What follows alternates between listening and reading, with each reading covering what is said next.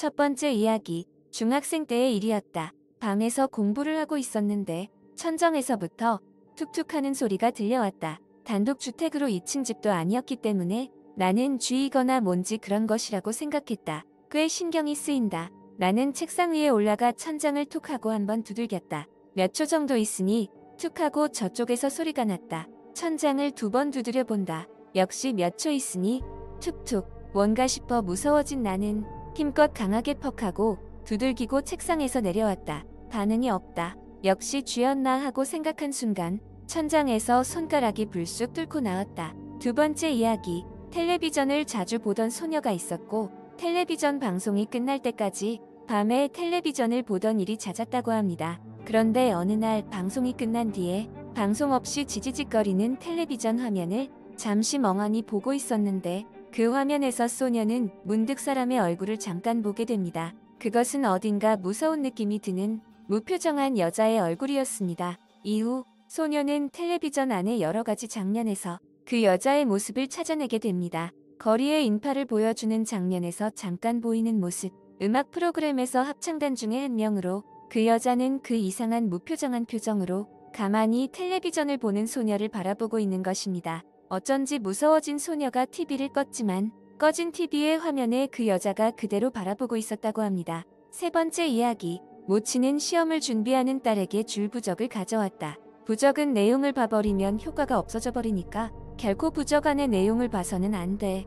라고 신신당부를 했다. 딸은 보기 좋게 시험에 합격했다. 손을 마주잡고 기뻐하는 모친과 딸이었다. 하지만 그 불과 며칠 후에 딸을 뒷바라지하던 모친은 앓고 있던 지병으로 죽게 된다. 혼자 남겨진 딸은 슬픔으로 쓰러져 울었지만 문득 시험 치기 전에 모친이 주었던 부적 봉투를 생각해낸다. 시험은 이미 무사하게 끝났고 무엇보다 몇 안 되는 모친의 기념품. 딸은 부적 봉투의 내용을 보기로 했다. 봉투를 열어보자. 안에는 한 장의 종이 조각이 들어있을 뿐이었다. 지폐나 뭐 그런 건가? 하고 생각한 딸은 그 종이 조각을 꺼내어 읽어보기로 했다. 거기에는 이렇게 쓰여져 있었다. 너만 없어지면 나는 편하게 살 수 있는데 시험이라니 너 같은 것 떨어져 버려라. 네 번째 이야기. 어느 시골 마을의 선술집에서 매일 저녁 한 손을 인형에 집어넣고 인형이 말하는 것처럼 연기하는 복화술사가 있었다. 이 복화술사는 선하고 순박해 보이는 자신의 모습과 대조적으로 인형을 이용해서 주로 껄렁하고 꺼림칙한 괴팍한 농담을 연기했는데 워낙 그 솜씨가 기가 막혀서 단골들은 모두 그 복화술사의 공연을 기가 막히다고 생각했다. 복화술사는 결코 공연을 많이 하지 않았고 앵콜 공연은 피했으며 오직 무대에 등장하는 동안의 짧은 시간 동안만 신비롭도록 완벽한 복화술 공연을 하고 시골 구석에 자신의 집으로 사라졌다. 그러던 어느 날 한 여인이 우연히 길을 지나다가 밤이 깊어 시골 마을에서 하룻밤 자고 가려다가 그 선술집에서 한 잔 목을 축이게 되고 그 선술집에서 공연을 하는 복화술사를 보게 된다. 복화술사는 선술집에 나타난 여인을 보았고 그는 한눈에 여인에게 반했다. 여인도 복화술사의 공연에 빠져들었고 이윽고 그녀는 복화술사를 사랑하게 된다. 여인은 복화술사를 운명의 남자라고 생각하고 일정을 취소하고 계속 시골 마을에 머문다. 여인은 매일 저녁 선술집에서 복화술사에게 박수를 보냈고 무대 뒤로 다가가 복화술사에게 연기를 칭찬하고 짧게 몇 마디 나눈다. 복화술사는 상기된 얼굴로 따뜻하게 그녀를 대한다. 그러기를 며칠째 여인은 용기를 내어 복화술사에게 사랑을 고백하고 만날 것을 청한다. 복화술사는 안타까운 표정을 짓고는 거절한다. 여인은 절망하지만 포기하지 않고 매일 복화술사의 공연을 본다. 여인은 다시 몇 번을 거듭하여 복화술사를 만나려 하지만 복화술사는 아무런 설명 없이 여인에게 이곳을 떠나 고향으로 돌아가라고 할 뿐이다. 결국 여인은 자신을 만나주지 않으면 죽어버리겠다고 하면서 깊은 밤 마을의 외딴 공터에서 기다리겠다고 한다. 여인이 기다리고 있는 동안 여인은 초조해한다. 과연 복화술사가 나타날까? 뭐라고 말해야 할까? 이윽고 복화술사는 마침내 여인 앞에 나타난다. 그런데 복화술사는 여전히 인형과 함께 나타난다. 여인은 자신과 만날 때에도 오직 복화술에만 열중인 복화술사에게 화를 낸다. 복화술사는 고개를 떨구고 말이 없다. 여인은 더욱 화가 나 복화술사의 인형을 붙잡고 찢어버리려고 한다. 복화술사의 손에서 인형이 벗겨지자 그제야 복화술사의 비밀이 드러난다. 복화술사는 샴쌍둥이였다. 복화술사의 왼손 부분이 기괴하고 흉측하게 일그러진 작은 복화술사의 동생이었던 것이다. 여인은 비명을 지르고 복화술사는 얼굴을 감싸쥐고 고개를 숙이고 있는데 인형을 벗어던진 소인은 징그러운 미소로 킬킬거리면서 여인에게 소리친다. 너는 복화술에 반했고 너는 나를 사랑하는 거라고 말이다. 5번째 이야기. 자동차를 운전하다 졸음을 느낀 남자는 어쩌다 보니 모르는 거리에 들어서게 된다. 그러나 근처를 둘러봐도 사람이란 아무도 없다. 거리 이곳 저곳에 부자연스럽게 마네킹이 있을 뿐 남자는 이상하다는 생각을 하며 거리의 풍경을 기이하게 여긴다. 의심스럽게 생각하면서 거리를 지나치는데 차 앞에 마네킹이 툭 떨어진다. 남자는 놀라서 멈추었다. 어떤 놈이 이런 짓을 하는 거지?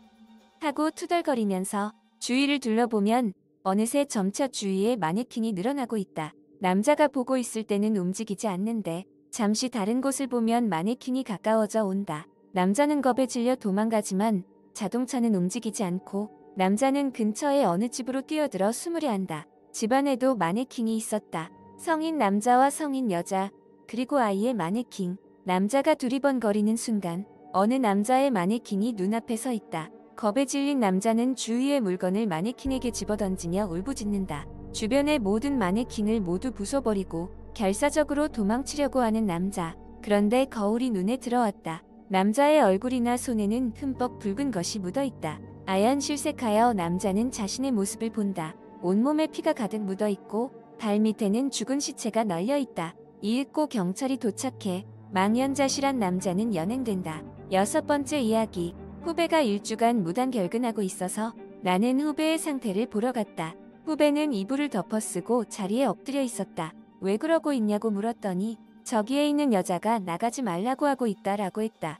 후배가 가리키는 쪽을 봤더니 냉장고와 벽의 사이에 몇 센티미터의 틈새에 까만 머리카락을 길게 늘어뜨린 여자가 보이고 이쪽을 가만히 응시하고 있었다. 7번째 이야기. 할아버지는 소방대원으로 시골의 소방서에서 대기하던 시절이었다. 그러던 중에 한 경관이 그 대기소에 뛰어들어왔다. 어떤 가족이 집단 자살을 했다고 도와달라고 했다. 그런 일을 처리하는 것도 업무의 일부였는지 아니면 그냥 간이 커서 그랬는지 할아버지는 즉시 뛰어나갔다. 가면서 이야기를 들어보니 집단 자살한 가족의 친척이 그 집을 방문했다가 일제히 처마에 매달려 있는 사람들을 보고 전화 연락을 해서 이 경관이 가봤던 것이다. 그런데 죽은 사람 숫자가 많고 일제히 줄줄이 목매달아 죽어있는 모습에 경관이 위축되어서 그 친척 사람에게는 사람을 불러오겠다고 하고는 할아버지에게 도움을 청한 것이었다. 경관이 먼저 집에 들어가고 잠시 후 뒤따라 뛰어간 할아버지가 들어갔는데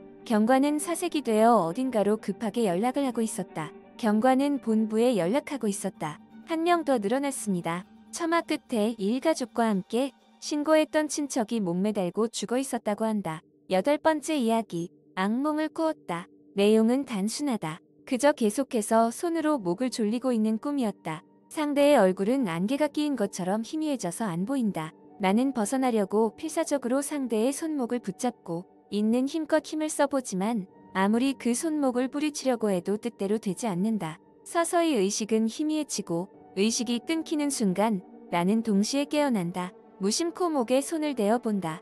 식은 땀이 온몸을 적시고 있다. 세면대에서 옷을 벗고는 거울을 본 순간 나는 얼어붙었다. 시퍼런 멍든 자국이 남아있었다. 내 손목에 말이다. 9번째 이야기. 어젯밤에 겪은 일이다. 지하철을 타고 가고 있는데 맞은편에 앉아있던 여자가 가방에서 전화를 꺼낼 때 그때 가방에서 어린아이의 손이 쑥 나왔다. 여자는 뭘 아는지 모르는지 알 수 없었지만 손은 조금씩 주변을 두리번하는 듯하게 움직이더니 다시 안으로 들어가 버렸다. 나는 뭘 잘못 봤나 하고 어리둥절해하고 있는데 그 여자는 이내 내렸다. 10번째 이야기. 한밤중 나는 혼자서 텔레비전을 보면서 어느새 꾸벅꾸벅 반쯤 졸게 되었습니다. 문득 정신을 차려보면 왠지 방에는 불이 꺼져 있고 어두운 방에서 텔레비전의 화면만이 어두운 가운데에 빛을 발하고 있습니다. 텔레비전 화면에는 쓸데없이 기다란 돌계단이 비치고 있습니다. 생방송일까요? 거기도 무언가 어두운 느낌이 주변에 서려 있습니다.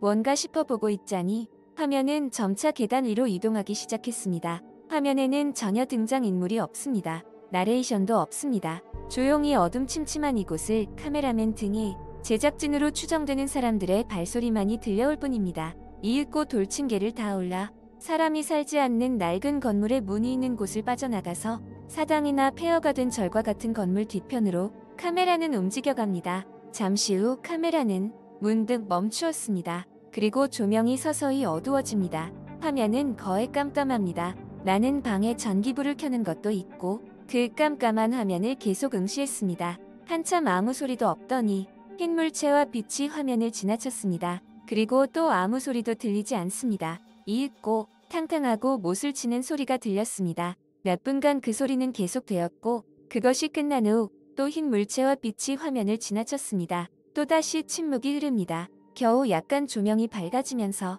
카메라는 방금 전 소리가 난 방향으로 다가갑니다. 발소리로 생각해보면 카메라맨 이외에도 아직 몇 명의 사람들이 있겠지만 내가 텔레비전을 보기 시작한 때부터 아직 한마디도 인간의 목소리는 들려오지 않습니다. 그런데 잠시 후 카메라는 어떤 나무 한 그루에 다가갔습니다. 그 나무 가지에는 지프로 만든 인형을 대못으로 박아 놓았습니다. 그 지프로 만든 인형에 더욱더 카메라가 가까워졌고 그 지프로 만든 인형에는 나의 이름이 쓰여져 있었고 나의 사진이 붙여진 채 있었습니다. 오늘 이야기는 여기까지예요. 오늘 이야기가 재미있으셨다면 구독과 좋아요, 댓글 부탁해요.